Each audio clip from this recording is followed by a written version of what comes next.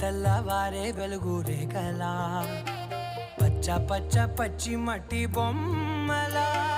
అల్లి బిల్లి వెన్న పాల నురగలా అచ్చ తెలుగు ఇంటి పూల కొమ్మలా దేవదేవుడే పంపగా ఇలా దేవతే మా ఇంట అడుగే పెట్టెనంట బ్రహ్మ కళ్ళలో కాంతులే